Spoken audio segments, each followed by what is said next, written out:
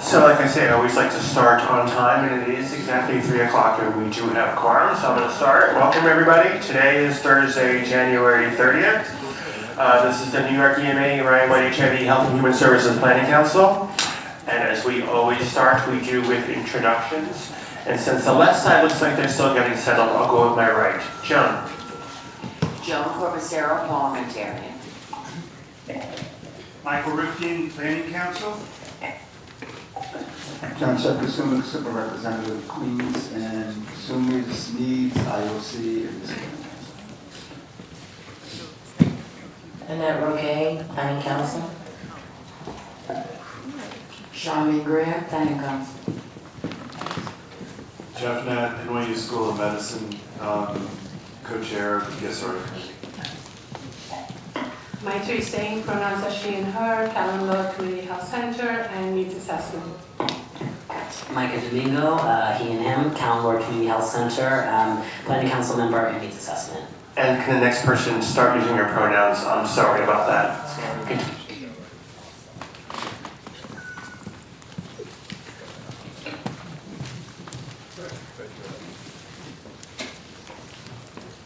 Press Kennedy, Planning Council, he is him, and I'm with the Health and Hospitals, Correctional Health Services, Social Work.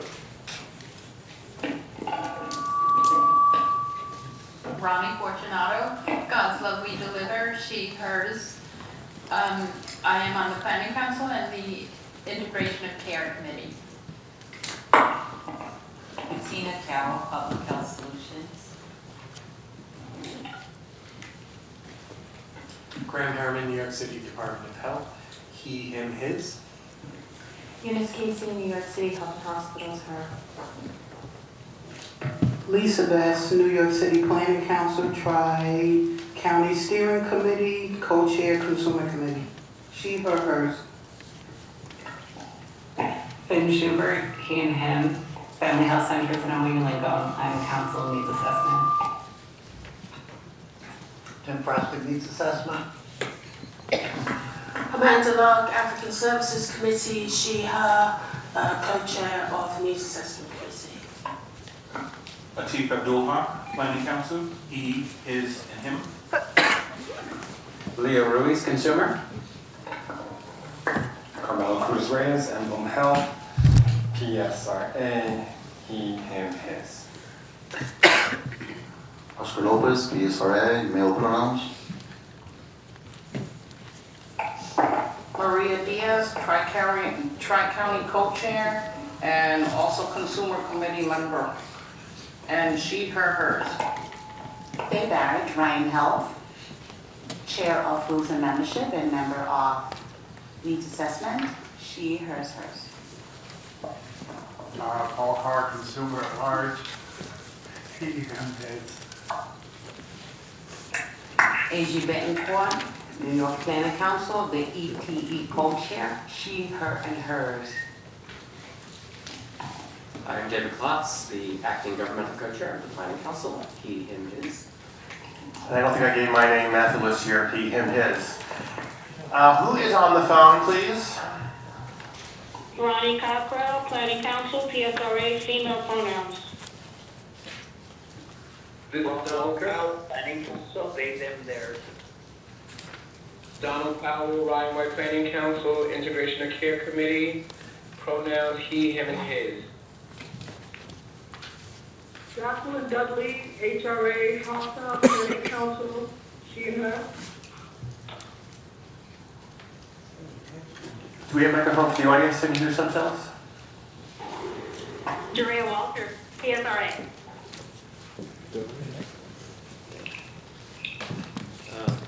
Maurice, do you have a hand help?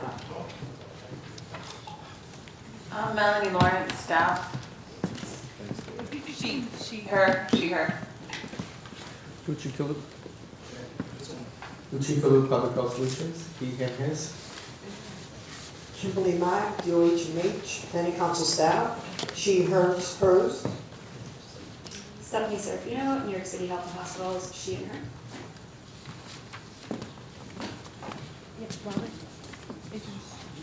Robin Martinez, Staten Island resident. Denny Fields, former co-chair of the Consumer Committee.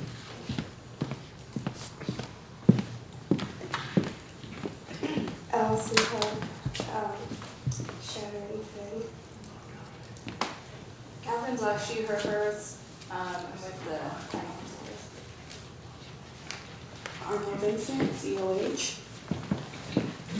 Ashley is our health department. Ashley Kane, DOH, she, hers. Welcome, everybody. Thank you, everybody, for being on time. It's appreciated. We start on time, we can end on time. So as we always do, we start this with a moment of silence, and I would like press to lead us in a moment of silence for this group, sir.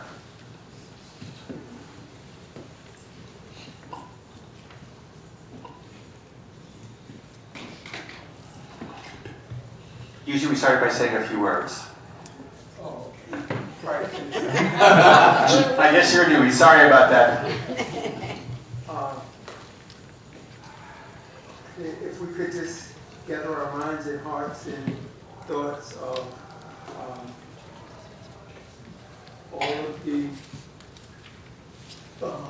sick and suffering and people that are actually going through suffering, including the recent death of Kobe Bryant and the others in that horrible plane crash.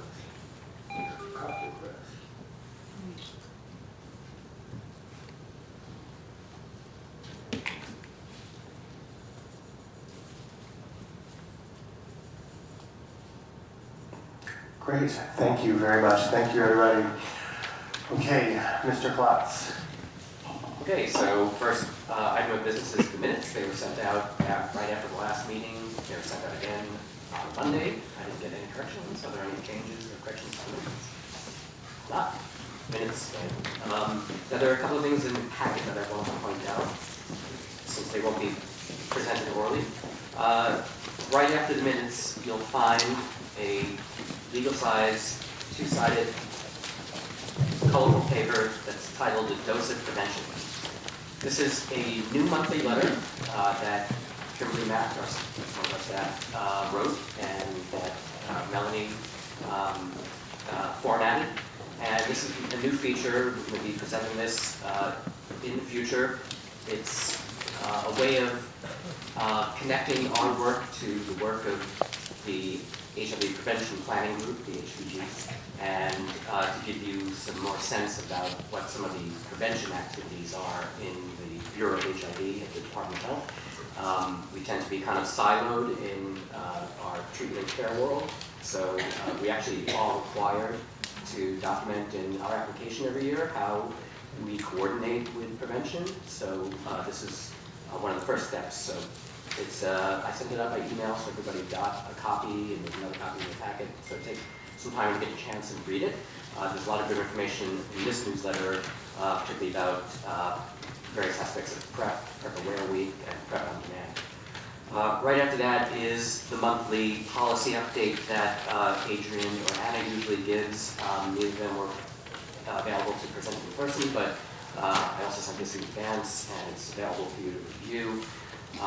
And you probably heard that the public charge rule is going into effect on April 1st, so you see a double-sided fact sheet from the Department of Health about the public charge rule, and the emphasis is that receiving care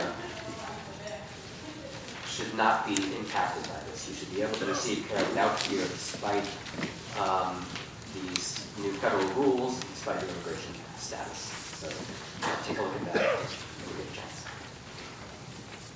Adrian will give us some more information about that in a future meeting.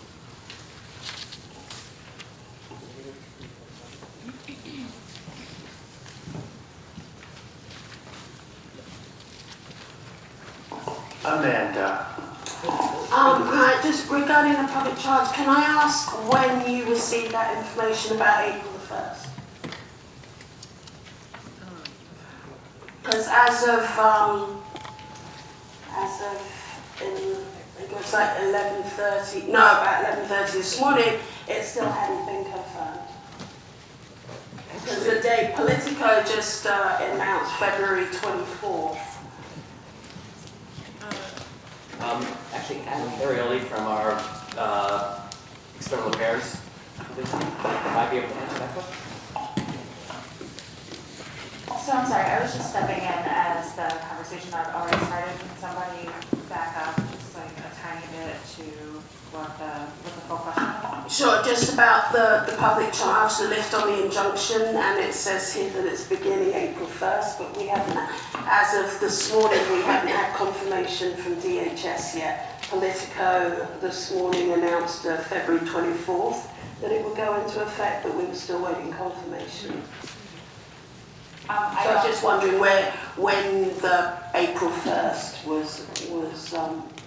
was heard. Like, was it after 11:30 this morning, perhaps? I don't know. So the document that we are referring to is an information sheet that came out from the health department earlier this morning. So if you saw something at 11:30, that quite possibly is the most recent item. With anything like this, there is, there's going to be some back and forth to get to, sort of the full, confirmed, correct information. And yeah, I think when you hear decisively from DHS, that will be your, that will be the answer you should go with. We're still very, this just came up yesterday, so we're still very early in the process of understanding what's happening. Okay, thank you. So this is our public comment section, and I know, Billy, you had a public comment? Yes, last year we went through the disabilities directive, and one of the things that we had in it was that in waiting rooms and doctor's offices and what have you, we would always have a designated area for people with wheelchairs or whatever.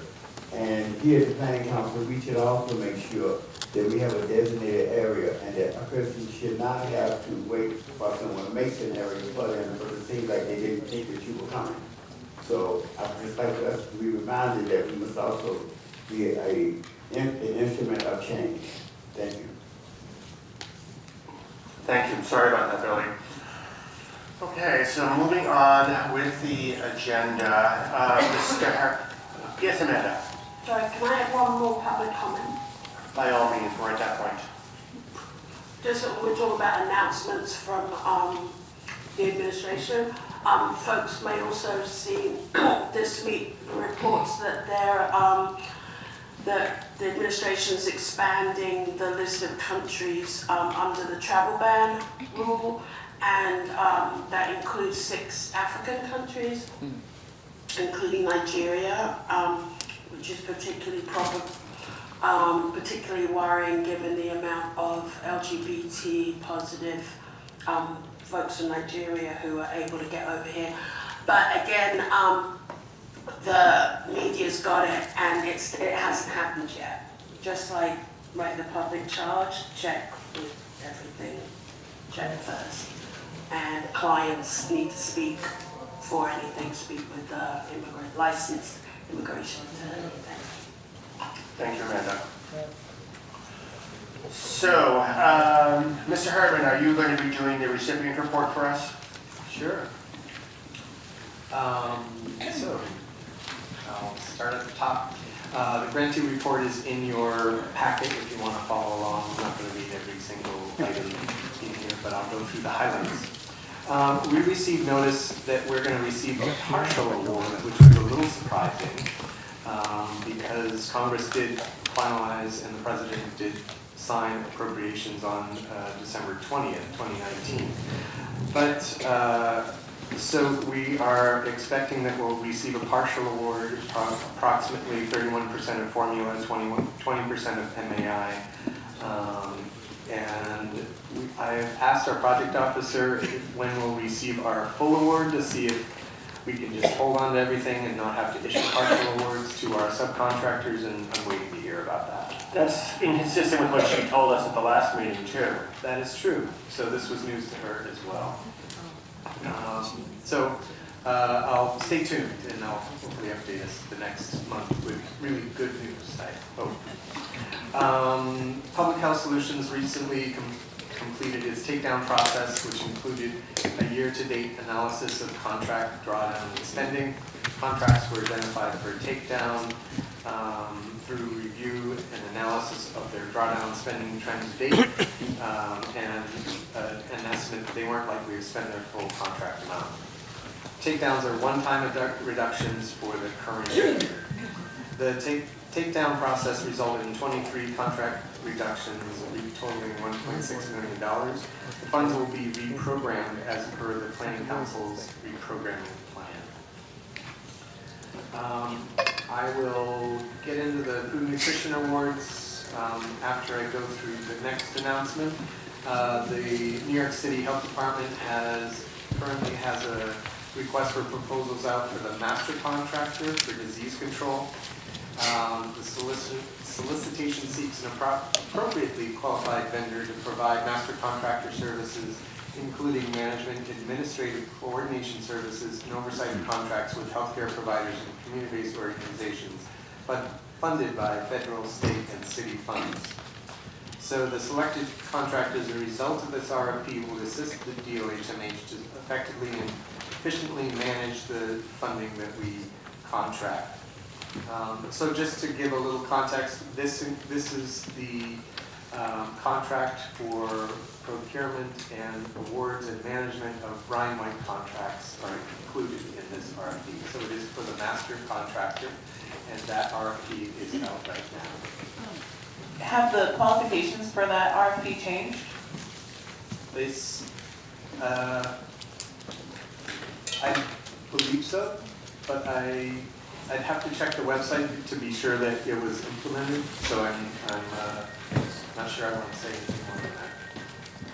Before you continue, somebody on the phone, we can hear your lovely phone ringing in the background, so everyone who's calling, you can please mute yourselves unless you want to speak. That would be great. Thank you.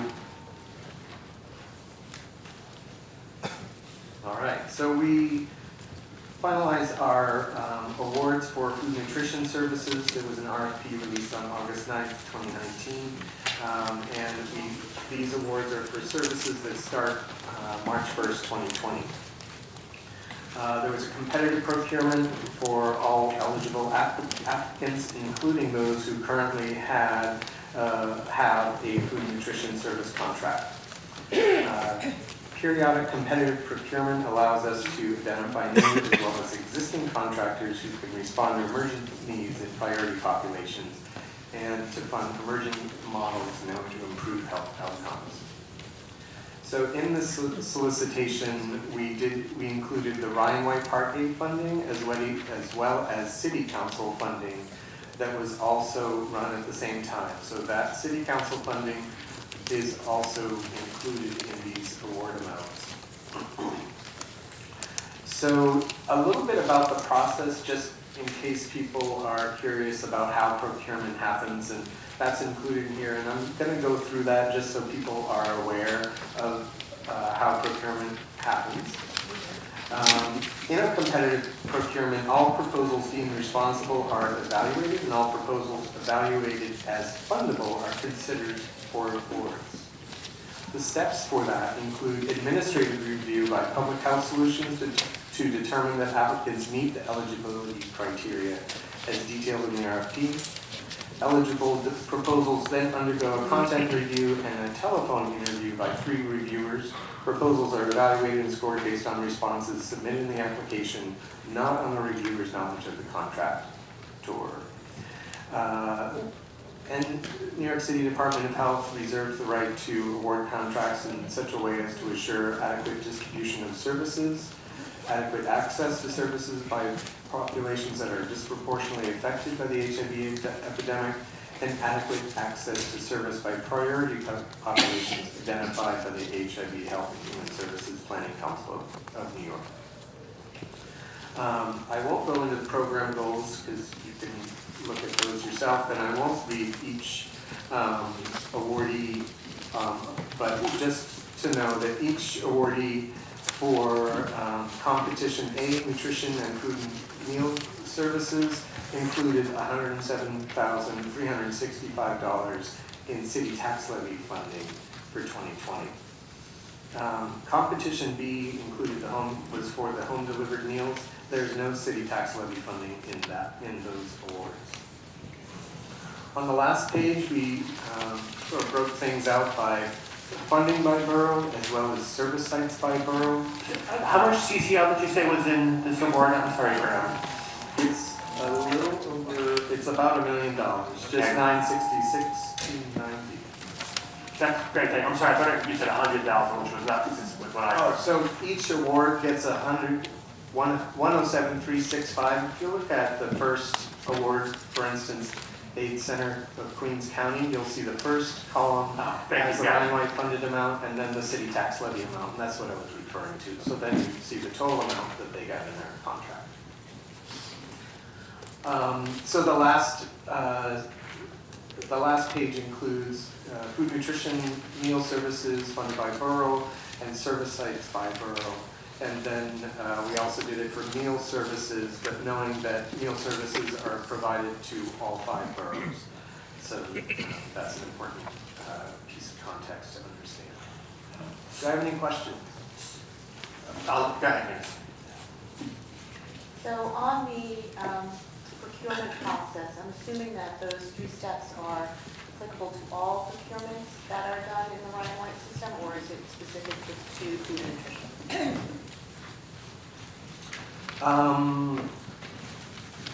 No, because the first thing is in number 2, we added a telephone interview in this process this year because we're interested in really sort of creating an equal playing field for folks. We know that some organizations with more resources hire a grant writer and they write a fantastic proposal, but it doesn't mean that they're going to be the best first place to provide the services. So we wanted to get a sense contextually, based on the questions that are in the RFP, just to have a phone interview.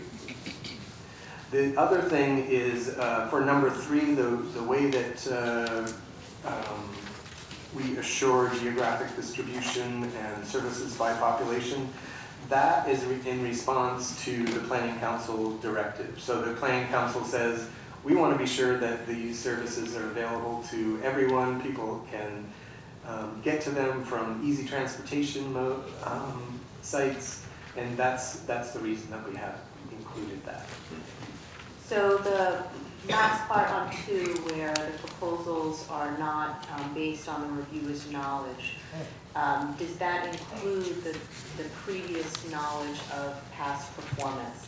So is past performance considered if somebody had previously been successfully handling this contract or handling the earlier version of this contract? Is that included in the consideration? And is that still considered something that is taken over so that if somebody is able to do the job well, you've proven that you can do the job well, but maybe you didn't write the best proposal that time, is that also put into consideration? No, that process happens in the administrative review because anyone who is in good standing goes to the step 2, who also meets all the administrative requirements in the administrative review. So the proposals really have to, and the phone interviews have to stand alone. Because we have reviewers may know more about one site than another site, and so you really have to have what's in front of the reviewer stand alone so that you don't bias the process. I guess the point I'm trying to get to is concern related to making sure that we are not biasing the process away from somebody who's proven that they can do the work simply because they may not have been able to write the best proposal. There seems to be an emphasis on giving the person who is new the benefit of the doubt and giving them this extra phone call to make sure that you're not biasing so that they may not have written a great proposal, but you're getting the information. What is the equivalent to that for somebody who has shown that they can do this work and produce this well, but also may not have the resources to write a great proposal in response? What is the equivalent support provided? The first section, or one of the first sections of any proposal is the history of providing service and organizational capacity, and that is scored in the process, and so that is where you would see that track record be considered. So, and that could be scored from either the written proposal or the telephone interview. So it wouldn't have to be based on the written proposal. And everybody gets a telephone interview. Yes, I was insisted on that. People want to do that because it's a lot of work, but I said we have to do it just to, because I knew you were going to ask me that question. And the expectation is this is the standard process moving forward, or just for nutrition? I think we're debriefing the telephone interviews and sort of getting a sense of how we can improve processes. And like I said, the assurance of geographic distribution and populations and whatnot, that's based on the directive that comes to us. So there may be a different directive where you want to ensure that each site has some special qualification and we can distribute awards in that way. So that's specific to the guidance. John and Jeff? On the last page, okay, nutrition and home delivery meal service funded by the borough. We only have 2 boroughs there. We don't serve in Staten Island, Queens, or the Bronx. They don't get meals? So these are home delivered meals, and home delivered meals are delivered to all boroughs. Yes. So we all, I wondered whether we should represent it this way, because the first table is services, so those are service, the second one is service sites, so we have a service site in Brooklyn and a service site in Manhattan, and then we have services in Brooklyn and Manhattan, but they're serving all boroughs, so it's a little bit, it doesn't really help you to understand how the distribution of home delivered meals, which has historically been throughout all 5 boroughs and has been able to reach those in need. So. I think it's important because it lets us know where that funding is going and where geographically we're putting money, even though the distribution of services is across the city. Thank you. You're welcome. Hi, Jack. Hi, Matt. How are you? Yes, John. And Maurice, can we figure out the feedback on my microphone?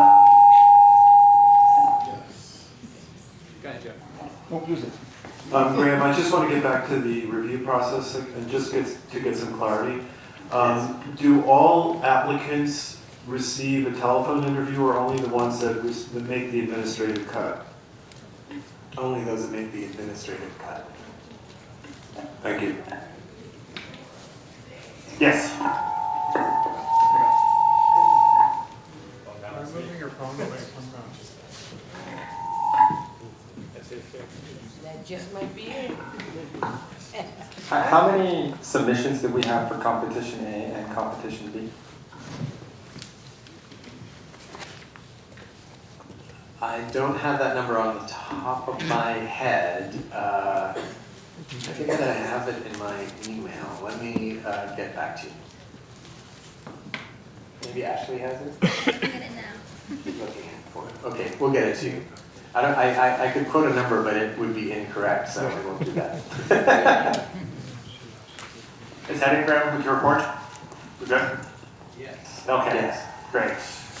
So now we are on to, is it Jeff or Jerea going to be presenting? Okay, Jerea, I will let you take this off from this point. Okay. I just want to preface it by saying that even though we were notified within the last few days that we're going to be getting a partial award, the chances of the EMA getting their full award by the beginning or very close to the beginning of the fiscal year is still very strong, which is why, as Jerea will explain, we do a scenario plan in advance of the award and before the fiscal year starts. Hi, everyone. We're going to go through our resource allocation plan for fiscal year 2020, scenario plan. So we're going to review the methodology which we have used, which our goal is always to anticipate a potential reduction in the award, and the award period begins March 1st, 2020.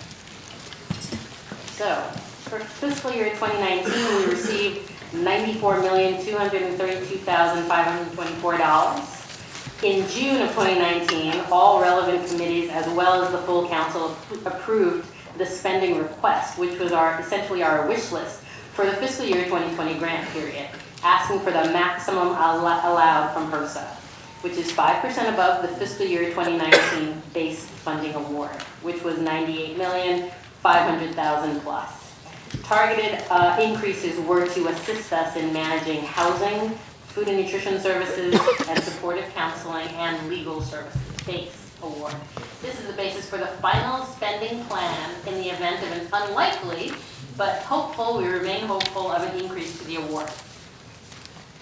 So for the last 5 years, the EMA has gotten annual reductions to its award in the range of 1 to 3%.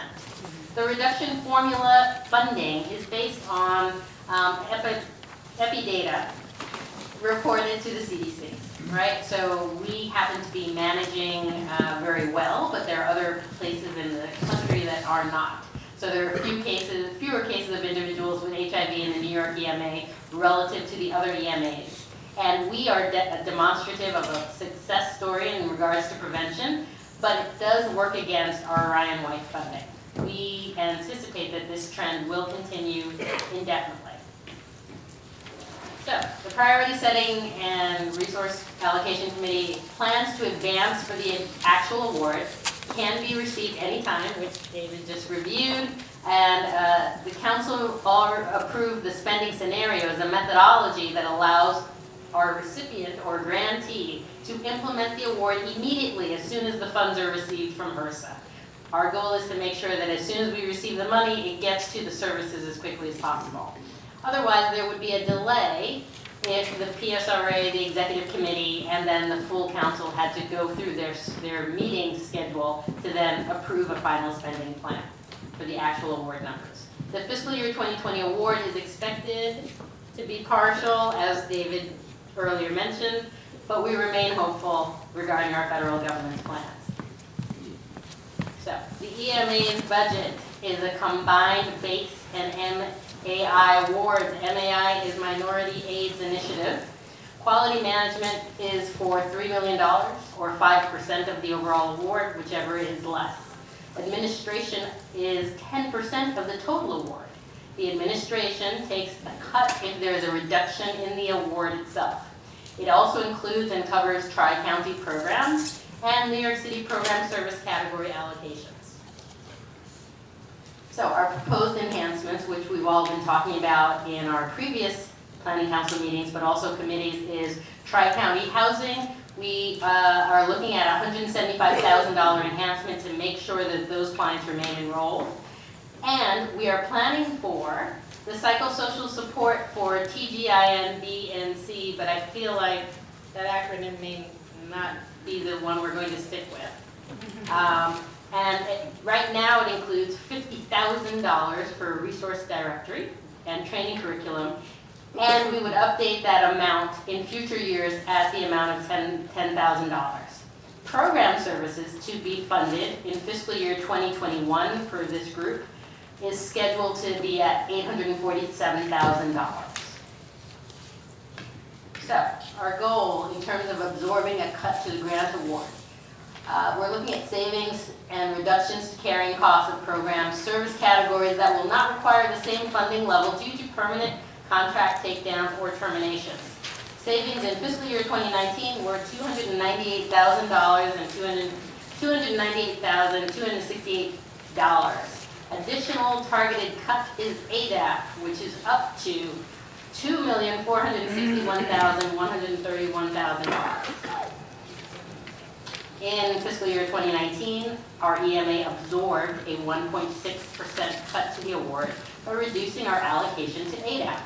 For fiscal year 20, New York State Department of Health HIV Uninsured Care Program, or HQSIP, however you want to say that, can absorb a reduction to the ADAP allocation. HUCP assures us that they have sufficient funds, as in previous years, from other sources. So, the Priority Setting and Resource Allocation Committee recommends using ADAP to absorb a cut up to 3.5% in the base award, offset by $298,268 in savings in carrying costs. So, what's the approach to absorbing this? We are still going to be able to keep some money allocated to ADAP in both the base and MAI awards indefinitely. However, we should anticipate absorbing future reductions to the award, balance base and MAI portfolio, and absorb underspending and carryover dollars and fund future initiatives. Because remember, we do have goals to add additional service categories like oral health. We, as a council, must continue to monitor the Part B and state contribution levels, as well as policies around the 340B pricing to ensure that ADAP service levels in New York City are not affected, and to ensure continued access to ART for PLWH throughout the New York EMA. So, HRSA notification of grant award, we've got partial, we'll get more soon in the spring.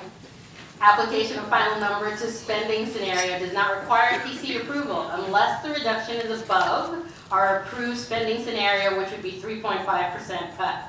Speedy grantee implementation of programs will occur. So, that was a lot, and before Dorea makes a motion and we open discussion, I wanted to lead everybody through the spending plan because I think it's important that people understand the spreadsheet. Since this is our budget, this is how we allocate our grant award.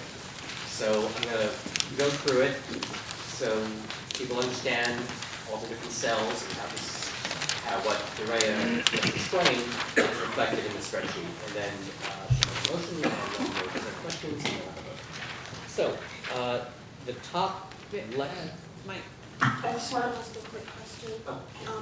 Dorea. Continue to monitor Part B in state. Who exactly is going to be doing that? We're all doing that as the council, but ideally it is the grantee or recipient as well as planning council staff. Because as soon as they hear something, we're notified, at least the executive committee will be notified first of any things that we need to be making decisions on. If that language is correct, everyone? Yeah, we consult with Julie Barra, the director of the HABM Short Care Program at the State Department of Health every year when we do our scenario planning to see how much of the cut we can absorb to the allocation part of it. Thank you. Okay, so David, since we had a moment, I just want to, sorry about that. I just want to bring your attention to the fact that the acronym for the new service directive is actually incorrect, and the letters need to be moved around so that it actually reads, the G and the I are going to have to be switched so that it reads transgender, intersex, gender non-binary, non-conforming. This is brought to our attention by a staff member who identifies as non-binary and non-conforming, and just an oversight of the subcommittee. And so, yeah, little piece of education for everybody. Okay, so the way it is currently, it's what's on the service directive that was approved, but we'll correct that going forward. Yep. Okay, so the spreadsheet. The top left set of cells shows you in column E what the current year's award is. That's 2019. This is the grant year that ends on February 29th. You'll see in row F modifications to that. The column F, row 4, is the theoretical 3.5% cut to the base award. So this is what would happen if that $85 million from 2019 was cut by 3.5%. So we would lose $2.996 million for a total base award of $82.6 million. In column G, you'll see 10%, as Dorea mentioned, of whatever our total grant award is, gets taken off the top for administration, whatever that is. So if there's a 3.5% cut to the overall award, then there's a concomitant relative reduction to the administration amount. Quality management, as Gary mentioned, we're required by HRSA, by federal law, to have a quality management program that's funded at either $3 million or 5%, whichever is less, and in our unit, $3 million is less. So the total awards after administration and quality management, you have then the amount for the tri-county programs, and in column F, row 10, you'll see that there's an enhancement of $175,000 to tri-county housing, and that is because programs, housing programs in the tri-county region were rebid last year. They were over-enrolled. There were clients that would basically have lost their housing if an additional $175,000 going forward was not allocated. For 2019, that was covered through our carryover plan. If you remember back in the spring, we voted on a carryover plan that included some extra money to cover these extra enrollments, but the carryover money ends on February 29th. Okay. Any questions about that? Could you explain why MAI is untouched? MAI is purely formula driven. We have no say in how much the MAI grant is going to be. And whenever we talk about theoretical cuts to the award, we always take it all out to the base amount. But for the purposes of the our spending plan, we consider it one big pot of money. Okay. All right. I'm sorry. You said 3%? 3.5%. Okay. 3.5% to the basic funds. Okay. So, you'll see that there are, in column I, from rows 18 through 35, a bunch of modifications. These have all been explained by Durea, but I'm going to go through them so you understand how this actually works. So you'll see in rows 18 and 19, in ADAP base, there's an increase of $151,000, but a decrease in ADAP MAI of $326,000. If you add these together, it adds up to an increase of exactly $175,000, and that's to cover the $175,000 enhancement to tri-county housing. Okay. You'll see in the next two rows in both base and MAI housing services, if you add the two together, it's about $1.4 million in addition to housing. That same exact amount is deducted further down from medical case management. That's the reallocation of the money that used to pay for transitional care coordination, which this council approved in October. So this was already done, approved by the council. Transitional care coordination, which used to be a separate service category that was incorporated into the medical case management line, was eliminated and money reallocated to housing. Then you'll see that there's savings in the carrying cost of several categories. Row 23, non-medical case management, and row 27, harm reduction, row 28, mental health, and also row 26, the non-medical case management for general population. So that's the savings in the carrying cost. Those all add up to $298,000, as already mentioned, and that's based on permanent reductions or terminations of contracts. So that helps offset any cut in the award. So with, as Gary mentioned, with all these adjustments, if we got a 3.5% cut to the award, we would make up the remaining part of the deficit with a cut to ADAP. Also, which is reflected in column K, row 18.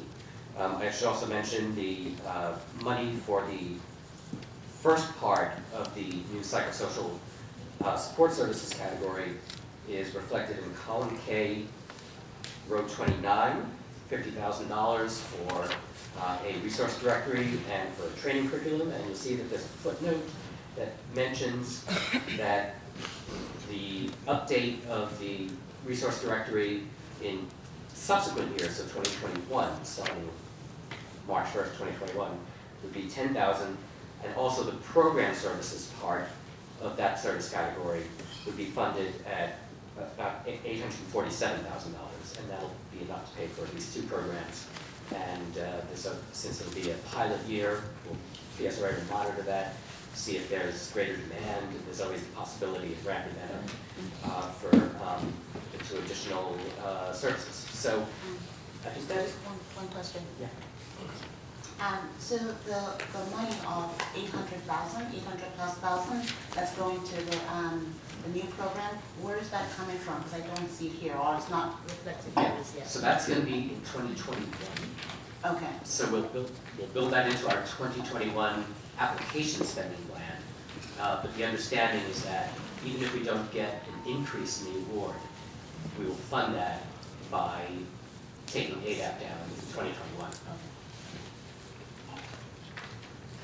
So that's it.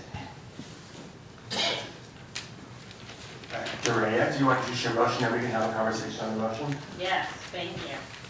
So the priority setting and resource allocation committee, my co-chair Jeff, made a motion to the executive committee, and we make it again here, to enhance TC housing, Tri-County housing by $175,000 to fund psychosocial support services category.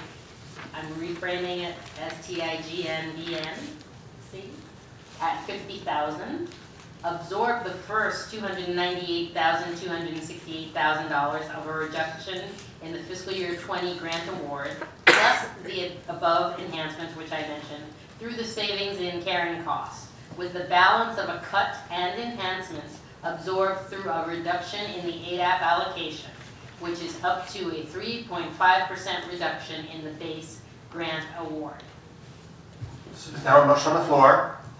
Are there any questions on this motion before we have a vote on this? I want to make sure everybody understands what we're voting on. This is our applications, this is our spending plan when we get our award.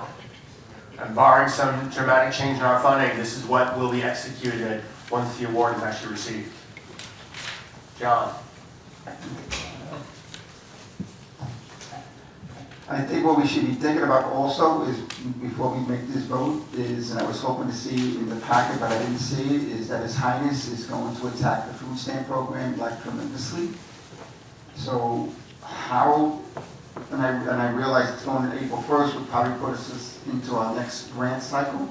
How would that affect our FNS? Because I'm sure they're going to be like really impacted. Well, I've seen the reg. I think what we can best do is, because I don't think there's enough information to make any changes to the spending plan.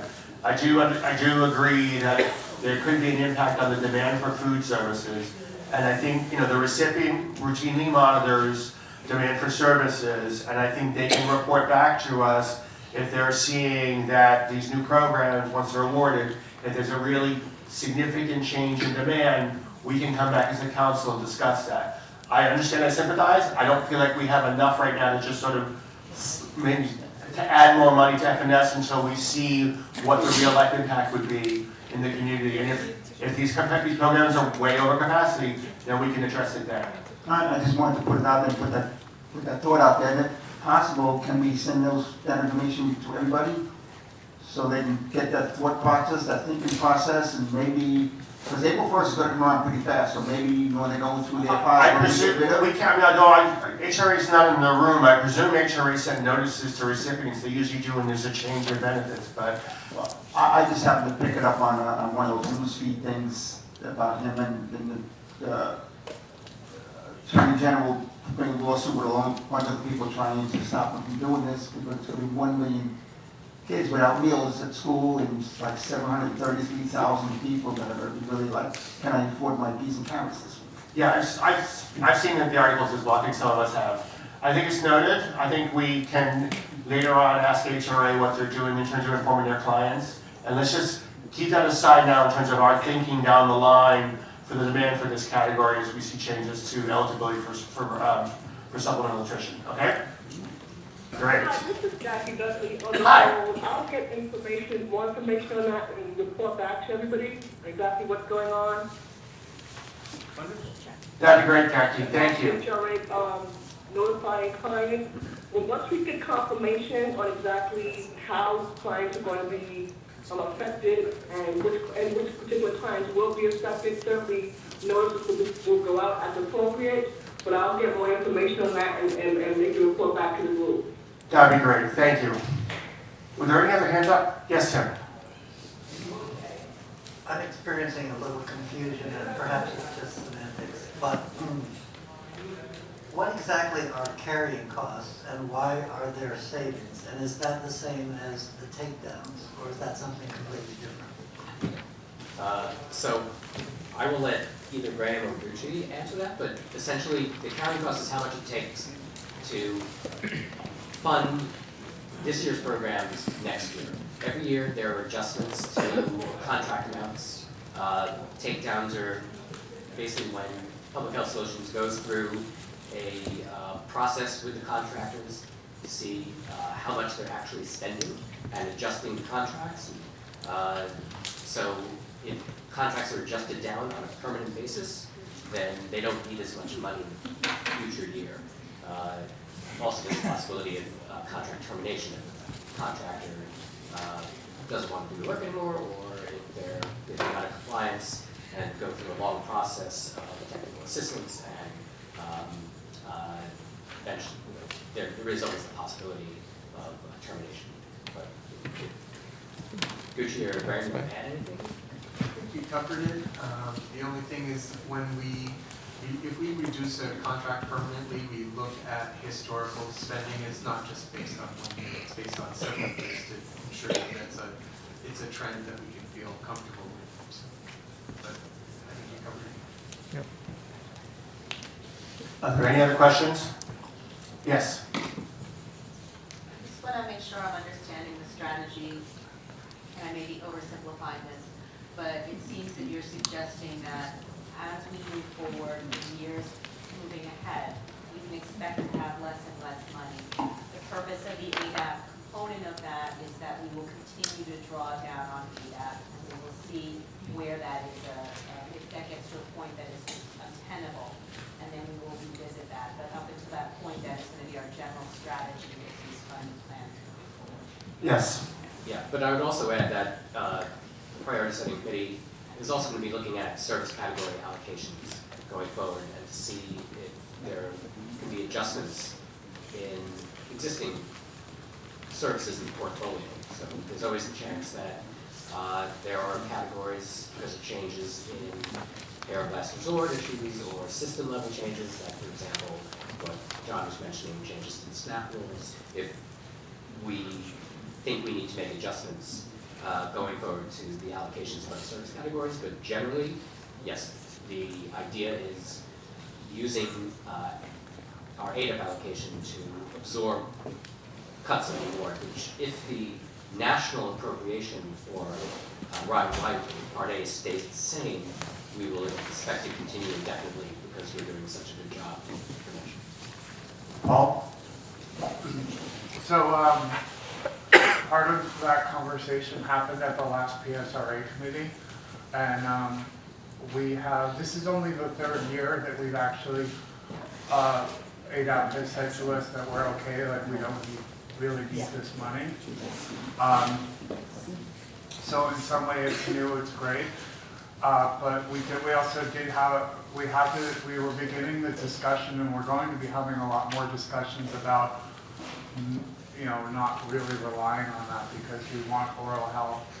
We have other programs that are, other service categories and programs that we want to be able to fund so we can meet the new changing needs.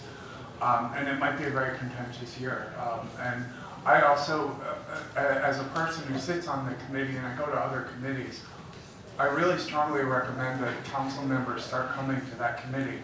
That's the committee that basically holds the purse.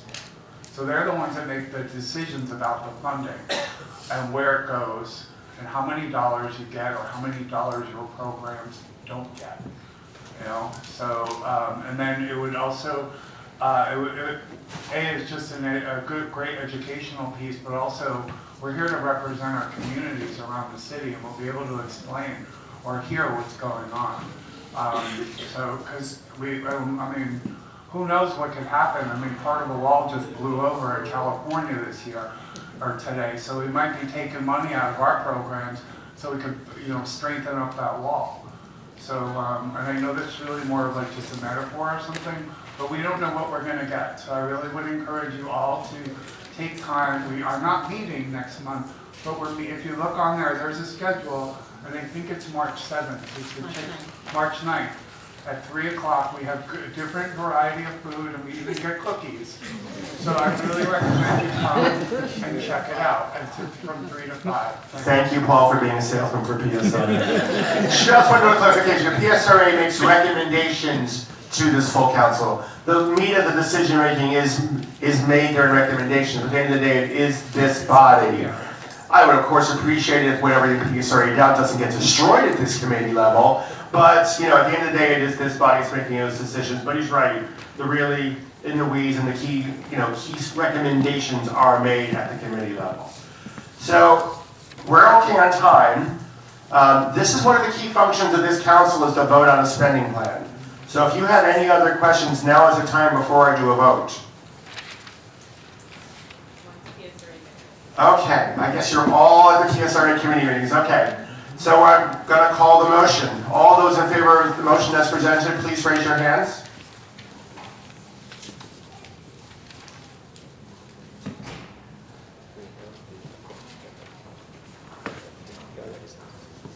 Any objections? It's unanimous. Thank you, everybody. Good work from the PSRA committee meeting. Thank you, David Klotz, for your amazing preparation for us. My pleasure, and thank you, Jeff and Drea, for the first time as chairs leading us through a scenario planning process. And thanks to everybody in the committee. And I also would echo what Paul said, and Jan used to say it too all the time. Everybody on this council is encouraged to participate at PSRA. So, all right, next. So I'm going to apologize. I cannot pronounce your first name properly. It's Anisha. Anisha. So we are going to be having a presentation from Anisha Gandhi. She's Director of Racial Equity and Social Justice Initiatives at the Bureau of HIV/AIDS, and I will pass the microphone on to her.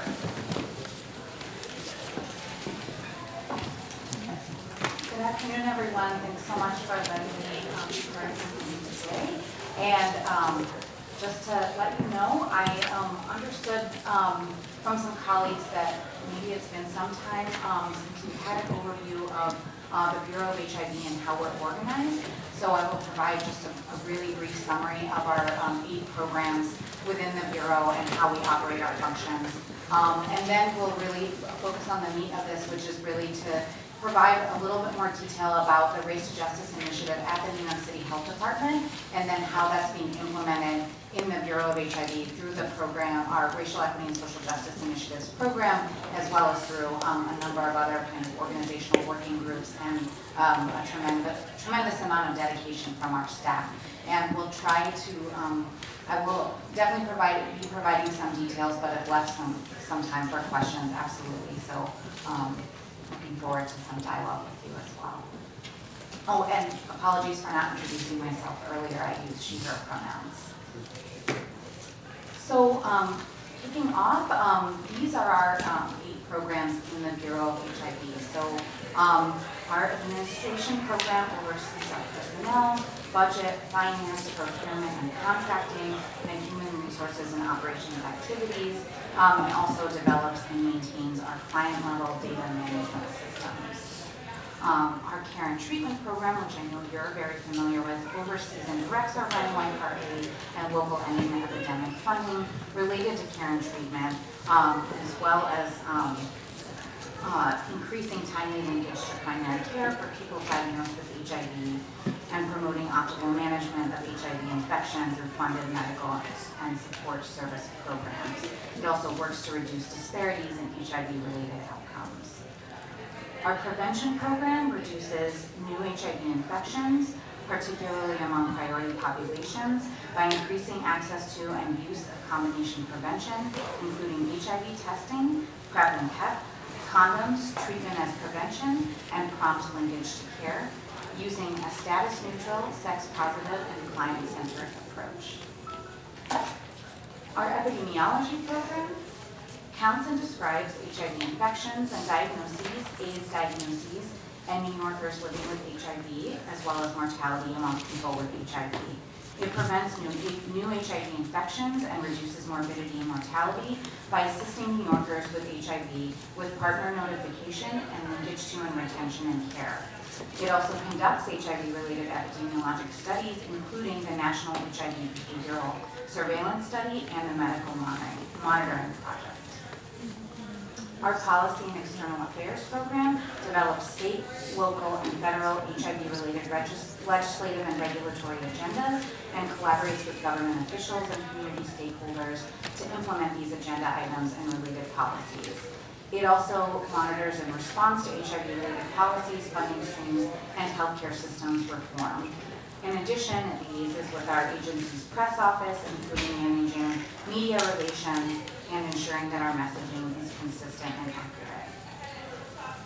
Our Clinical Operations and Technical Assistance Program assesses HIV clinics for clinic-level factors and practices that may impact viral load suppression and outcomes through surveys and site visits, and then harnesses that data to provide targeted technical assistance and resources, and conducts professional training and capacity building activities for both clinical and non-clinical staff across New York City. This program also houses our SEBA program, our Capacity Building Assistance Program, which provides technical assistance and resources to jurisdictions beyond New York City. Our Social Marketing and Community Engagement Program develops and executes HIV-related communication strategic plan involving both traditional and digital media. It oversees our online presence and develops and executes our social marketing campaigns. It also coordinates our participation as a bureau in large-scale community events such as Pride, World AIDS Day, and the Red Ball, and oversees our New York City condom availability program. And finally, our newest program, the Racial Equity and Social Justice Initiatives Program, leads the Bureau's efforts to embed a racial equity lens across research, programmatic, capacity building, and evaluation activities. It also supports efforts across the Bureau to advance workforce equity and leads BHIV's engagement with agency and division-wide race to justice activities. So my guess is that many of you are familiar with race to justice, at least nominally, but I'd like to give you a little bit more of the history and some details about how it's organized and some of its priorities. So in 2014, our former commissioner, Dr. Maria Bassett, really kicked off this initiative, which is now a really robust agency-wide initiative to really center not only discussion of racism and its impact on health, but to create infrastructure to critically address it. And the three pillars she really advocated for, not only internally, but also very publicly through a fantastic and brief op-ed in the New England Journal of Medicine, really focused on critical research, internal and institutional reform across both medical and public health organizations, as well as advocacy, and really made this call to both the medical and public health communities to take on this work and more intentionally address racism rather than just continuing to capture race-related disparities in health outcomes. And so with that, she both established Race to Justice as well as the Center for Health Equity within the New York City Health Department, which is now the Center for Health Equity and Community Wellness, and is a division of several hundred people that helps coordinate these efforts. The Race to Justice framework is really guided by and was developed in collaboration with some national experts, including Race Forward and the Government Alliance on Race and Equity, which are two organizations that really have helped a number of jurisdictions and other institutions across the country to work on this institutional reform and specifically develop evidence-informed strategies to reduce racial inequities that we see not only in health but in other outcomes as well. And it really pushes for engaging with these three kind of targeted pillars or areas of work. So one is normalize, so that really refers to building a shared understanding and analysis of the impact of race and racism on our outcomes of interest. And that really underscores the need to develop shared language, to get more comfortable talking about race and racism in the workplace, and to also this operate with urgency, understanding how critical it is to make this a priority in the work. And then on the bottom left, you'll also see this operationalize. So not only, of course, engaging these dialogues and making that more commonplace, but also using that to implement change. And some of the strategies that were recommended were both to use formalized racial equity tools that really help standardize a way to ask the right questions and develop sort of a more race-centered approach to planning new programs or revising ongoing programs, and also to use data and metrics to both collect necessary information and also evaluate proposed changes to see if they are in fact effective at reducing racial disparities in health outcomes. And then organize is this other pillar, which of course relates to making sure that we have the appropriate internal infrastructure as well as the right meaningful partnerships with community stakeholders and others that are impacted by our changes and our priorities and resources to make sure that that our efforts are both well informed and can continue even in the face of institutional change or leadership change. And finally, this visualize in the center. This is, they encourage us to continue to be guided by this idea and a vision of the future where one's racial or ethnic identity does not, in fact, determine their ability to lead a full, healthy life. The theory of change driving race to justice is this: that if we really center racism and center that discussion and prioritize the reduction of racial inequities across a variety of domains internally in our policies and practices, and really thinking about that broadly, so not only in data, as was mentioned, but also in thinking about our workforce, about budgets and contracting, about the ways that we engage with community partners, that can lead to concrete change. Not only in behaviors, but also in institutional policies, in the ways that we design our programs and services. And the idea is that those changes and those concrete changes will have a community level impact in terms of a measurable reduction of health inequities. So our Race to Justice initiative agency-wide is led by a management team that sits in our Chief Operating Officer's office, so pretty high up within our health department, and that really allows them to help organize us across the agency, but also to have the ear of senior leadership and help implement change that ripples through the entire health department. They also provide a lot of support to kind of more localized race to justice efforts in our divisions and in our bureaus.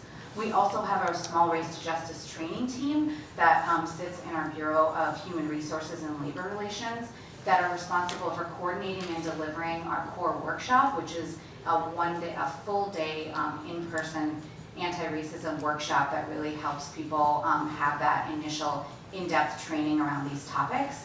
And this team will also support updates to additional internal trainings to really embed that racial equity lens.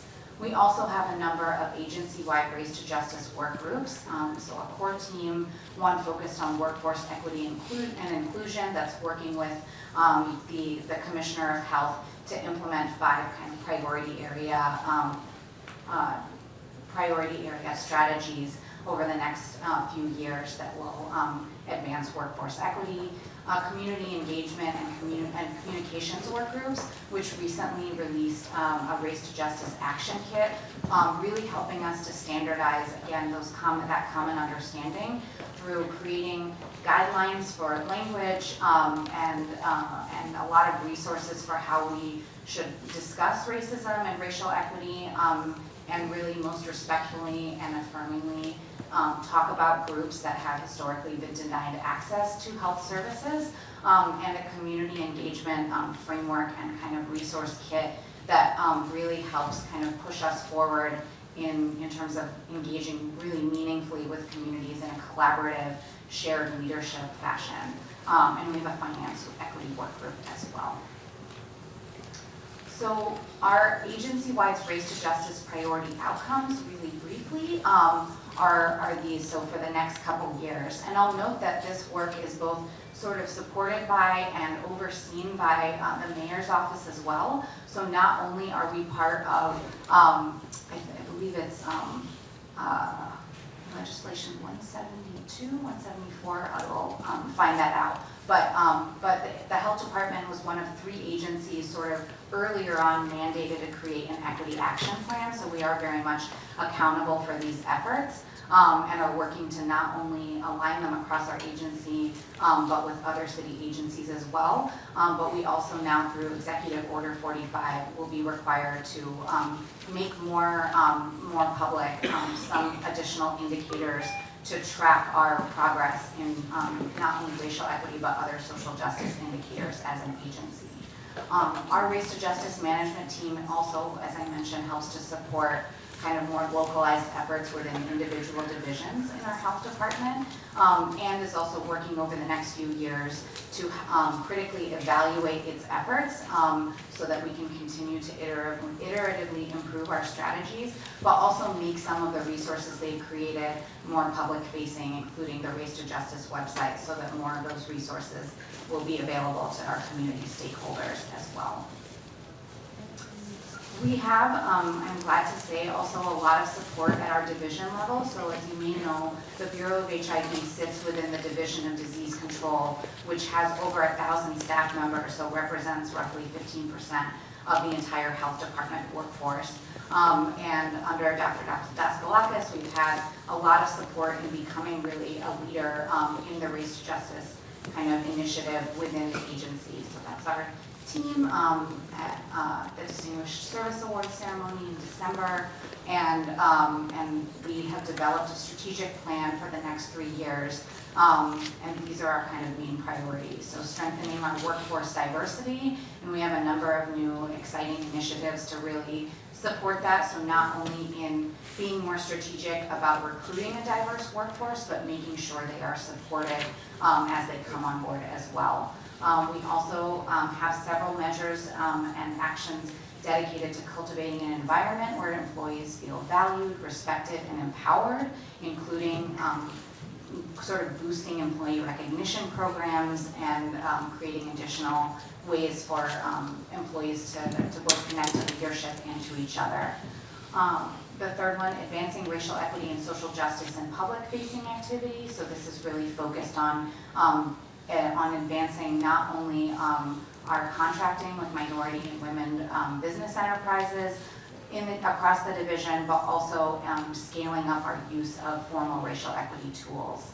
We also seek to implement a trauma-responsive organizational change model, and there's been interest at the agency level of kind of making this a larger institution-wide activity as well.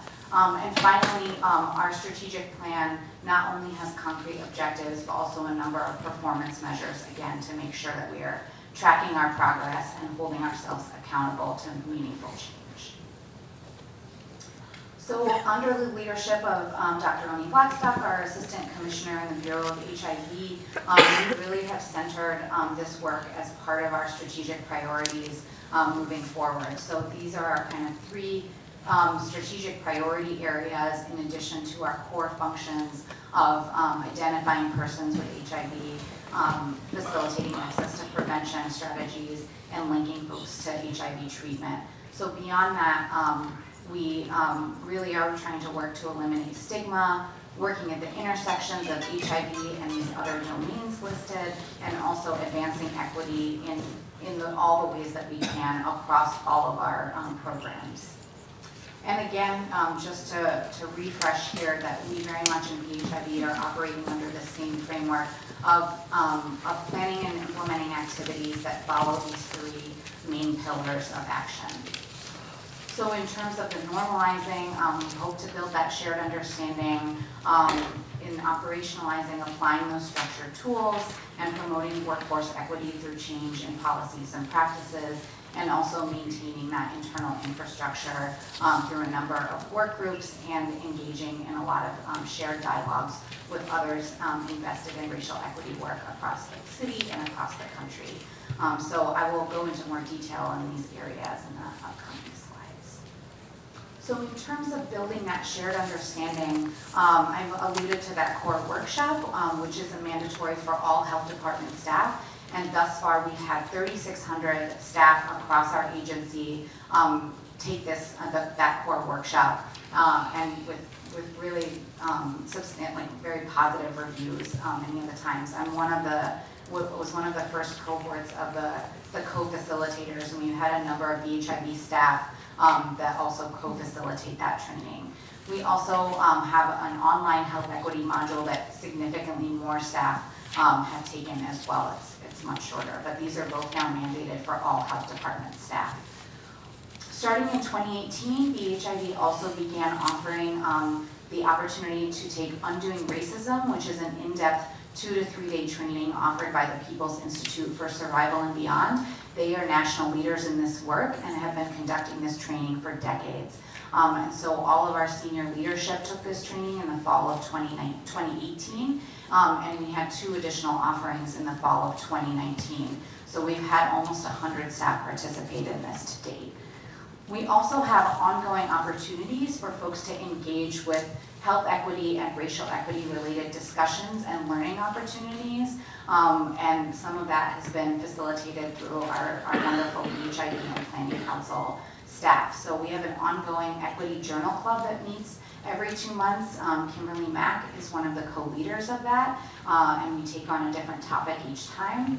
We have monthly open forums in our Division of Disease Control dedicated to different topics, sometimes presenting internal data from our Race to Justice Management team, sometimes having thematic areas covered that sort of align with different racial and ethnic identity groups being honored or recognized in certain months. And VHIB actually also led a short film screening and discussion last year that really focused on the intersection of HIV, race, and geography in the US. And then we also have a number of special events. So Ashley Ezor from the Care and Treatment Program has really spearheaded a lot of our special community building events that again offer staff opportunities to engage, build relationships with each other, and also celebrate the diversity of our bureau. And then finally, I wanted to highlight that following feedback and interest that was voiced at a Ryan White Part A provider meeting, we in early 2019 began offering a day-long health equity training that really models, or that mirrors a lot of the core content from our internal core workshop, but is offered as an option to a Ryan White Part A funded provider, so staff from those agencies can take that as part of the cultural competency requirement. In terms of that operationalizing piece, last year we set a goal as one of our QPR, or quarterly performance review goals, that all VHIB programs would participate, would apply a racial equity tool to either a planned or existing program. And that was something that then we are now accountable and report those updates to the commissioner. And so we engaged with Race Forward, which again is a national expert in this area, to participate in 8 training sessions in person to really work through these equity tools and begin a community of practice so that we're able to share successes, challenges, and strategies. So a lot of these projects, so within each program, both directors and staff kind of came together to identify what they wanted to work on and take on. Many of these included a component to advance internal workforce equity, but several of them had public-facing kind of pieces as well. And these communities of practice and training sessions also really helped us have some cross-program and like bureau-wide conversations around priority issues, and really allowing people to come to the table who aren't necessarily always working together. So breaking down some of our programmatic silos as well. And so on the right of this slide, you'll see these are the kind of 6 identified core steps of that, the racial equity tool known as the GARE racial equity tool. There are a number of other tools out there, but this one has been, I think, used most widely at the health department. Just to acknowledge that something that might be of particular relevance given the role of the HIV Planning Council is that BHIV has, for actually now a number of years, applied this tool to the HIV prevention RFP process, really thinking about how we can leverage that process to improve the reach and impact among priority populations, and specifically make sure that we are working to more effectively close disparities in the uptake of biomedical prevention and other key strategies among Black and Latino MSM women and transgender and gender nonconforming and non-binary individuals.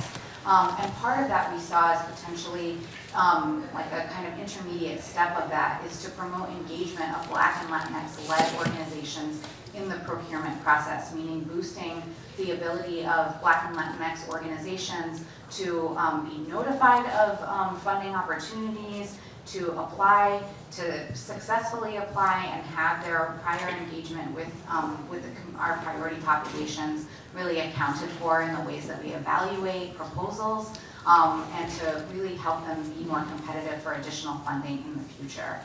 With the idea that sometime that it's possible that some of these organizations maybe grassroots, maybe newer, may have historically been seen as less competitive for a variety of reasons, and so really trying to support them, especially organizations that may be able to better reach and better serve people of color in New York City.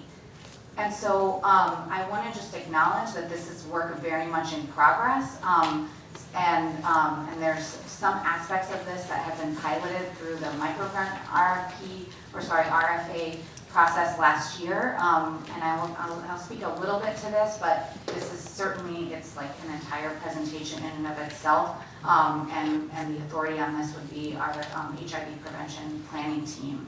But they've done some really great work continuing from our use and walkthrough of the GARE tool to kind of reevaluate our RFP process.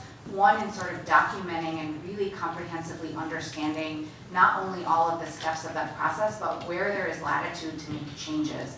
What information can we collect from applicants to make sure we're really tracking who's being notified of funding opportunities and who is actually applying? So where do we see drop-offs, and are there racial ethnic disparities even in the process itself? Can we make the application more easier to actually fill out and submit across a broader array of agencies to make sure that everyone who potentially could be a service provider is really being engaged and has that opportunity for funding? And can we refine evaluation criteria to benefit organizations whose leadership reflects relevant lived experience and has really meaningful prior history engaging with our priority communities? So these are some identified kind of points of intervention we're considering. Some of this, as I mentioned, has been piloted with our microgrant RFA, and they're doing a lot of really rigorous evaluation, and will continue to sort of iteratively update the process. And I know that they've been in quite regular dialogue with our planners in the care and treatment program as well to think through what is possible on the care and treatment side. So we're excited to continue these efforts with a very collaborative spirit, and also working in partnership with our master contractor as well. So I also mentioned that this other piece about promoting workforce equity, which has really been a critical concern not only in our bureau but also across our agency. So some of the areas that we're working to really enhance this and really try to close the gap in terms of making sure that the experience of working in our bureau does not differ so much or is not determined by racial ethnic identity, we've outlined here. So one is improving transparency of our human resources policies and practices, and especially around opportunities for people to advance within the bureau or within the health department. We are just in the very beginning stages of doing a salary equity analysis, so really working to capture the data that we can in the means that we have available to us to track this and to make that that more equitable within our bureau as well. We're also expanding our pathways for staff to provide feedback. So as you may know, we are a bureau of over 300 people with staff working at a variety of locations. So it can make it really hard sometimes to gather input in ways when not everyone's in the same place, but people may be having very different experiences of working in the bureau, very different experiences with supervisors, and potentially experiencing racial bias during the course of their work. And so trying to create more options for people to safely be able to provide that feedback so that we can make informed changes. And finally, we also are working and have been working to promote awareness of and access to both mentorship and professional development opportunities. So we have a new disease control mentorship program that just launched in the fall. We've had some participation from PHIB, as well as just more regularly announcing and making accessible a variety of professional development opportunities that staff may not have been aware of. And then all of this work really requires, of course, a lot of staff organized around these different areas. And again, that's part of where having a deep bench in the Bureau of HIV has been really critical and great. So we have a division-wide data alignment task force that since 2018 has been working to help standardize the collection of race, ethnicity, as well as sexual orientation and gender identity data. And Jacinth Thomas from our care and treatment program, Ellen Bell from our housing program have both been involved in this, and we have some other dedicated BHIB staff members involved in this as well. And so really the idea there is to be thoughtful. I know that they've also engaged communities, done cognitive testing, and have really tried to work to make sure that the ways that we collect those indicators are respectful, affirming, inclusive of the very, very broad diversity of folks that are engaging with health department data collection mechanisms throughout the city. So not only thinking about the ways that that's collected in healthcare settings, but also in our surveillance work and other things, and keeping in mind that we also have, racial ethnic categories and other identity categories that we have to report to various funders and institutions, so taking all of that into account. But this really grew out of a single work group in a single bureau, and now has expanded to our division, and there's some discussion of potentially making this an agency-wide initiative as well. We have a number of bureau-wide work groups, again, focused on these different domain areas that are sort of parallel to, but also extend beyond what's happening at the agency level. Many of which I've highlighted, and then are also working to make sure that these race to justice updates are communicated more regularly across our bureau and our staff. Care and treatment, thanks to really dedicated staff, has a number of work groups as well, specifically focused on and aligned with race to justice, and really are working to think about ways to implement strategies to better serve these identified populations here. And there's representatives from each of the groups listed here that form the Race to Justice Advisory Group that meet regularly with Graham, the program director, to address implementing recommended strategies. We also, coming this spring, or actually imminently, have 2 new staff positions in the care and treatment program, one funded through Ryan White, that will really have a health equity focus, and will be supporting procurement, technical assistance, and also general race to justice activities across the care and treatment program and across the agency, and supporting some of our critical public-facing events as well. So, and as I alluded to, part of this organization is also making sure that we keep informed about strategies, challenges, barriers, and best practices across the city as well as across the country. And Race to Justice actually has been a really wonderful way to engage and break down some of those programmatic silos in the health department. So every month or 2, there are forums where all divisional action team members come together. We have different presentations and a chance to really form that robust community of practice. We do that, of course, in our divisional action team as well, where all of our bureaus within the Division of Disease Control work together on both shared priorities, but also everyone has their kind of unique environments in which some things work and don't, but have been able to really share challenges and strategies within our division as well. We are just, I think, in the Bureau of HIV in the beginning stages of really doing our external facing work alongside that, so working with community partners as well, and engaging in some of these discussions around advancing racial equity in partner organization environments as well. So we had a really robust discussion at our New York Knows All Partners meeting yesterday around this topic, which I think is really a kickoff to a continuing conversation.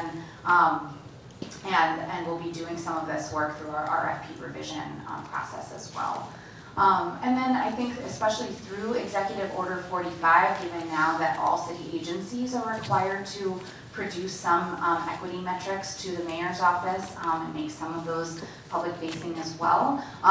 There's a new opportunity to collaborate across city agencies. So we had a few PHIB staff and a couple other DOH Race to Justice staff participate in an equity data summit this Monday, which had representation from nearly all city agencies. So it was really great to be able to have a dialogue about really harnessing data to advance racial equity and social justice and learning from each other in the ways that we can do that and potentially address multi-sector kind of issues with multi-sector solutions.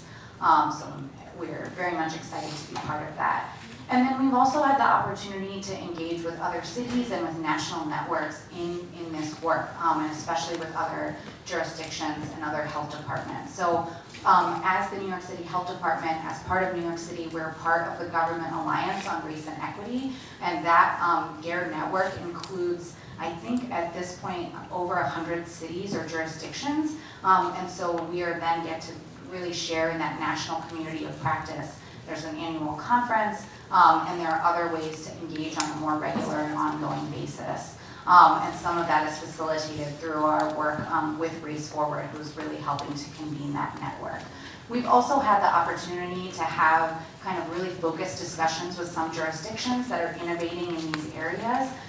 So I know that around the kind of procurement and RFP process, there have been dialogues with the LA County Department of Public Health. We also have had the opportunity to meet with Chicago's equity officer, who actually is charged with advancing racial equity across the entire city and its administration, and have also been in dialogue with a couple other jurisdictions through conversations around having undergoing anti-racism training and its impact on health department work. So really happy to have been part of that, and also happy that we have also started recently dialogue with the New York State AIDS Institute, who has formed a racial equity kind of group, and has Louise Square has been leading some of that work. So again, really happy to be able to have the opportunity to learn from each other and advance this work through really evidence-informed strategies. So I just want to close on this note that we really feel strongly in Race to Justice and beyond that we cannot fulfill our mission as that health department protecting and promoting the health of all New Yorkers without really centering the conversation around race and racism, and without advancing racial justice explicitly in the work that we do. And this is something that I think in some of the dialogues that have come up, we just want to really underscore that this is not a zero-sum game, that really when we advance racial equity, it's not just about advancing the health of people of color. It's recognizing that from past experience, we've learned that when we design programs and strategies to help those that are most marginalized, it has population level benefits. And it also has the potential to improve our working environments, being in the diverse workforce that we are, and reduce HIV-related health inequities in New York City and beyond. So thanks so much for your attention, and I'm more than happy to take your questions. So I'm just going to be cognizant of time. I'm going to allow a few questions, but I do want to allow Anna also the opportunity to provide a presentation on policy, and so people always have questions with that as well. So I see like 3 or 4 hands up. Faye was first. one Okay. question. With the undoing racism, is the Department of Health is going to put that out as a training for all, they should. So maybe we should rephrase that question, that they should put that training out. It's a very good training, and I think a lot of people should take it. That's all. Thank you. Jeff? Yeah, I was going to say the same thing, that I would hope that they would offer the training for everybody, host that training that people can attend, and also embrace a lot of what you discussed today as a part of your capacity building technical assistance to organizations, and offer this to HIV organizations in the city. So I wanted. Excuse me, I'm calling people in order. So. Wait, can I respond to that? No. Let people in order. So, go ahead, Lisa. Thank you for the presentation. I was wondering, is there any place where you do a distinction between ethnicity and race? Because in other meetings, in other places, it's brought up, if you check the box that says black, not everybody identifies as that. If you look at Hispanic, they have Hispanic and non-white Hispanic. So Caribbean and African cultures don't necessarily identify as black in terms of American. I just wanted to know if there was some room for you to be able to consider that. And second, you mentioned the Minority Women's Business Enterprise Opportunity for Contracting. Is there a place you can go for that information? Thanks so much for all the comments so far. One thing, in order, undoing racism is offered routinely in New York City. I know that it can be a little pricey. Any individual can go. They offer it to the public. I'm happy to take this back and see what we're able to do in terms of making future offerings that are provided for staff also open to public, to community partners. But I will name that the health equity training that we offer to Ryan-White Party providers and funded agencies, we are actively working to expand and make that something that is more accessible to BHIV funded programs and staff beyond just what it is right now. So working to expand that scope and make some of this more publicly accessible. And then finally, thank you so much to your point about race versus ethnicity. We do have actively data equity interest, and I know that some of these discussions that happen, I know that we are sometimes limited by the categories that we are required to report, but I also know that we have taken time to just be very mindful about how we collect that and letting people identify in all the ways that they do, so making sure that where we have the opportunity that we're capturing things and actually analyzing things to acknowledge, I've done this in an analysis myself, that folks that identify both as Black and Latinx, how does it change our results when they're categorized in one versus the other? So we are kind of trying to think about that. I don't have a final answer for you, but certainly that is something that's been under consideration. I saw one hand up there, and then Melanie, of course. There was a hand up here. Oh, I'm sorry, was it you? Okay. Go ahead, Melanie. Me? Yes. You kind of answered my question, and Lisa hinted as to what you put down as what people identify themselves as when they're filling out forms. Look at me. I'm considered Black, but everybody looks at me and says I'm Hispanic. I'm neither Black nor Hispanic, I'm both. I'm in the middle, somewhere other. And I don't like to put other because I'm not an other. Okay, I'm a person. So that's what drives me crazy when I'm filling out these forms. I hate to put Black because I'm not truly Black. I'm Black and white. I have French in me. I have all kinds of stuff in me. So I'm very mixed up. So we know that. Crazy. Careful what you say, Randall. John and then Melanie, and then we'll let her answer. We're going to go on to the next group. Yeah. Just real quick, the second page underneath the RFP process. Okay, you mentioned MSN, you mentioned Latinx. black people, women, and acronym, heterosexual people don't have these same problems? I'm sorry, John, I'm lost on what your question is, even myself. Yeah.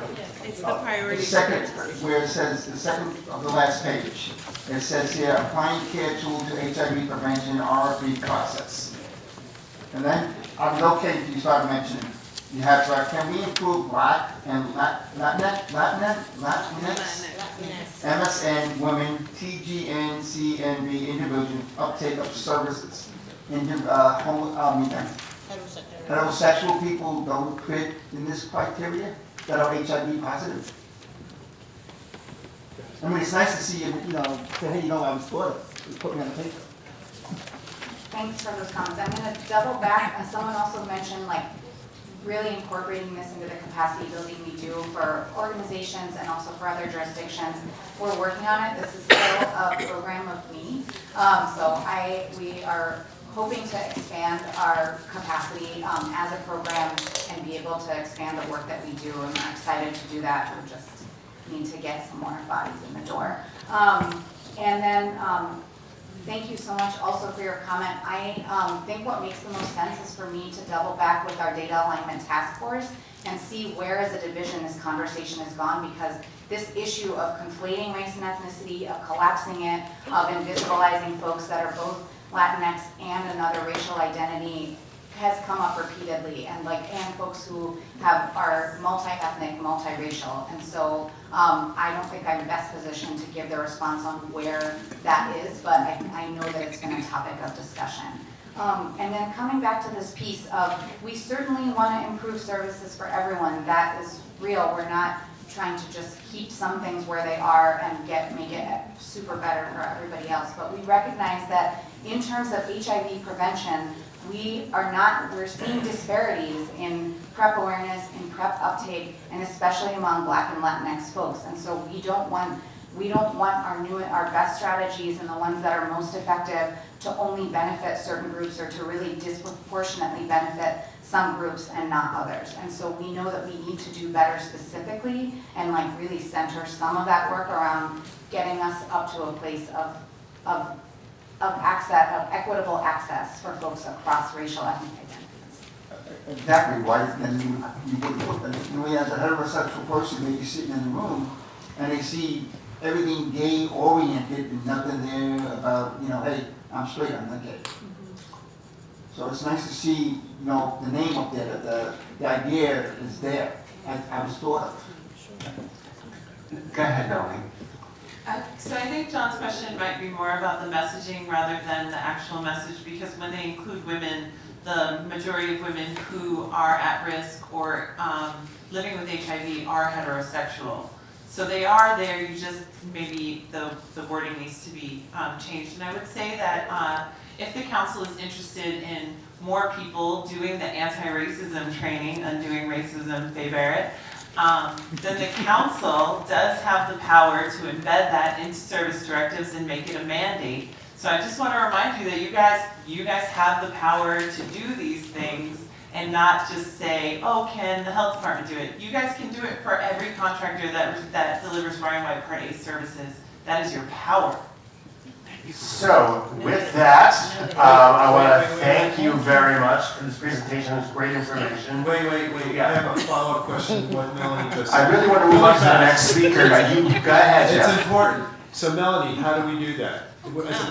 Well, I know that you guys think that the PSRA holds the keys, but really it's the Integration of Care Committee that dictates what the PSRA then funds. So I invite you all to participate in the Integration of Care Committee.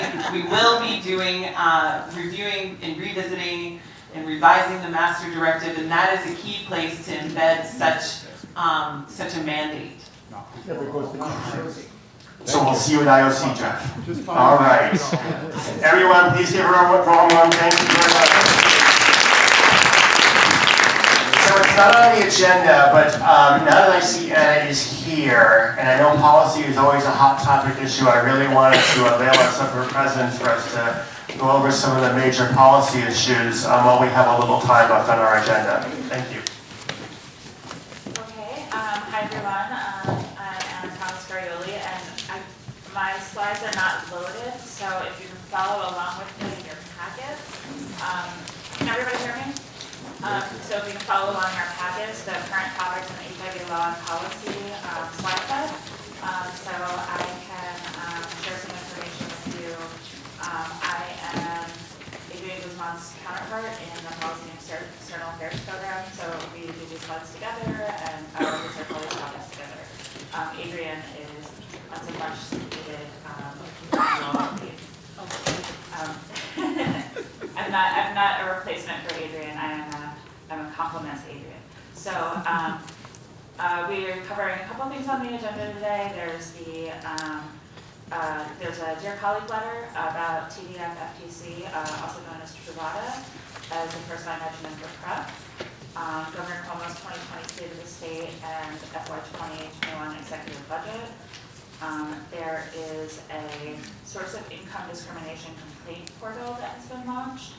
Positive Women's Network has announced a fellowship opportunity, a policy fellowship opportunity.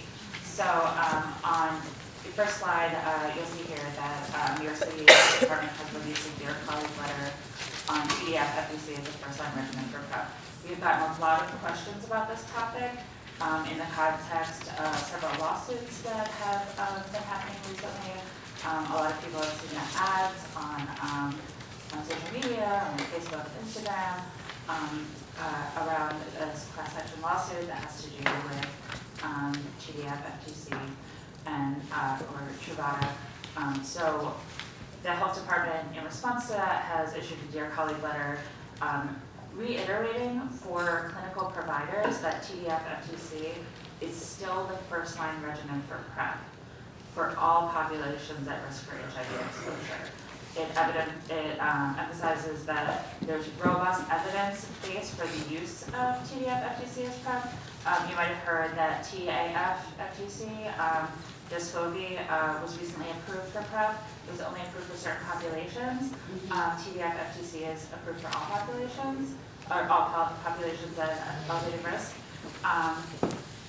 TAF, FTC was deemed non-inferior, which means that it has not been shown to be more, it's non-inferior. It doesn't mean it's better, it means that it was deemed by the FDA to be roughly equivalent. TDF FTC is extremely safe, and also continuing to prescribe TDF FTC allows for the expansion of PrEP use. It's expected to become available in a generic form very soon, and as we all know, access issues really matter, and there are people who might want to get PrEP who might not be eligible for assistance programs, might have other, might have private insurance and have coverage issues. Having a generic option is a tool to improve access across populations. So I want to make sure everyone's aware of that. This has been shared with clinical providers. For an individual trying to make a decision about what they should do for themselves, that decision should be made between them and their clinical provider, of course. The next slide is about Governor Cuomo's 2020 State of the State and FY 2021 executive budget. The links are here. These have both been released along with their budget briefing books. Along with their briefing books. I want to note that the two things came out in the budget briefing book that are relevant to this body. First, the Medicaid redesign team is going to be reconvened, and they've been tasked with identifying $2.5 billion in Medicaid program savings, most through the Medicaid long-term care. There's been a huge amount. There's been a lot of increased expense in MLTC, so he's had this body reconvene in order to look at potential savings there. And this may result in some policy changes that matter to this body and the services that you're defining. And finally, they did continue the $200 million multi-year commitment to ETE at New York State level. New York State has some ETE funding that it distributes in addition to the city ETE funding, and so that continues to be in the executive budget. Just want to make sure everybody knew. Paul, did you have a question on that segment? You had your hand up. I did. It was regarding the lawsuit. You know, I understand the position of the city to say that like Truvada is still an approved drug and is effective. However, what it doesn't say is that, and I've been doing some research on this, is that Gilead withheld the results knowing that it was causing kidney, liver, and bone problems to people who were on Truvada and like Strival and everything. I mean, a couple of years ago, my doctor like told me I had to get off it, and it wasn't. She said because this will be potentially now being shown potentially toxic to your kidneys. And the other is it also, you know, 39 years old, I couldn't walk. I had osteoarthritis and my, you know, problems which are now being looked at. And I'm just using my own example, but I'm not saying like what, you know, about what's going on with the lawsuits around the country. I just don't, one thing, it's okay to say yes, you need to be closely monitored and that you are being, you know, that it is currently safe, you know, you have to and it's effective. But it also, they're not addressing this information was withheld until they had the new drug that's coming out, is really what the lawsuit is claiming. Until the patent was running out and then they released this information. Do you understand what I'm saying? I do, and those are claims that are involved with an active lawsuit. That is a claim that stands in an active lawsuit. And of course, anyone's individual clinic, the decision that a patient makes with their clinician is just that. And you know, an individual may have certain indications that might make them, through consultation with their provider, choose one medication or the other, which is great that they're both available. So in terms of I can't speak on the claims of an active lawsuit. I'm simply communicating the stance of the Department of Health in this communication that they've given to to the clinical community in the city, that this is the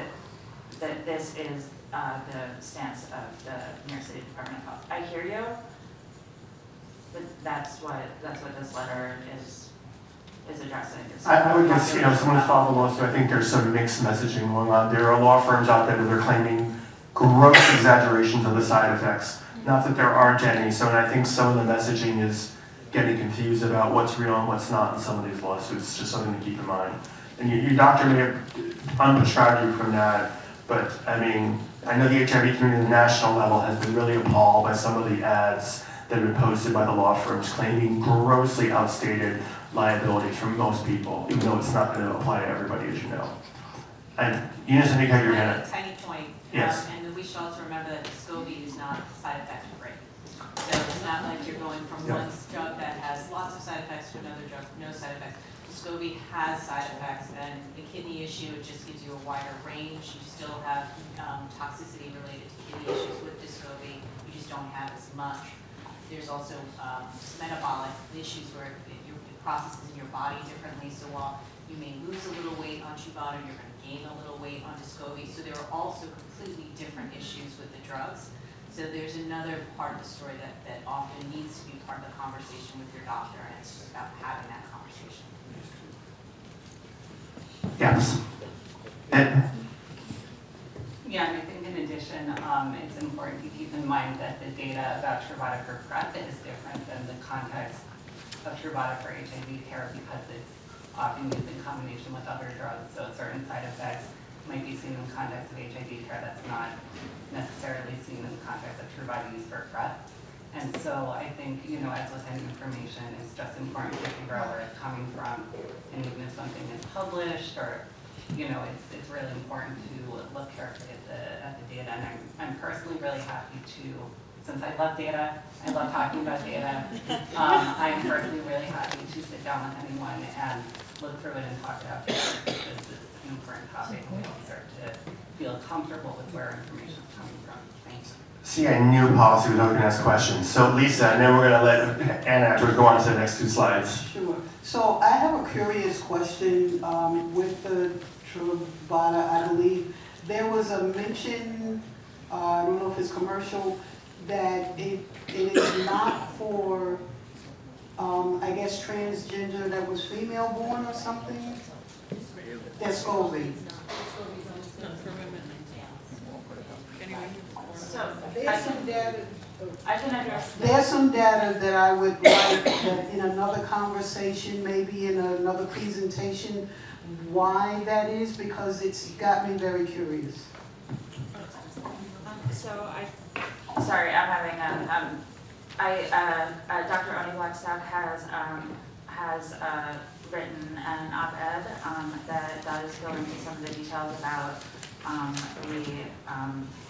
the approval of Descovy FTC for some populations and not others, that explains some of that. I'm happy to share that. That's a publicly available document. And you can find more information about that specifically in the newsletter from our prevention liaison, A Dose of Prevention. Okay, so I'm going to keep going, but I will be here at the end, and my email is in the slides, so please feel free to email me if you have continued questions. This is really something we wanted to make sure people were aware of. The New York State Attorney General has launched a source of income discrimination complaint portal. So as of April 12, 2019, New York State's human rights law protects all New Yorkers from housing discrimination based on legal source of income. And it goes on to list the types of income that are protected. These include any federal, state, or local public assistance. That includes Section 8, that includes HOSTA assistance, and then Social Security or supplemental security income. We do know that in reality, people are having experiences that are not consistent with this. So, the New York State Attorney General office has on their website page has a portal for a person to make a complaint. There's the option of uploading relevant documentation as well. So that's a really great new resource that's becoming available.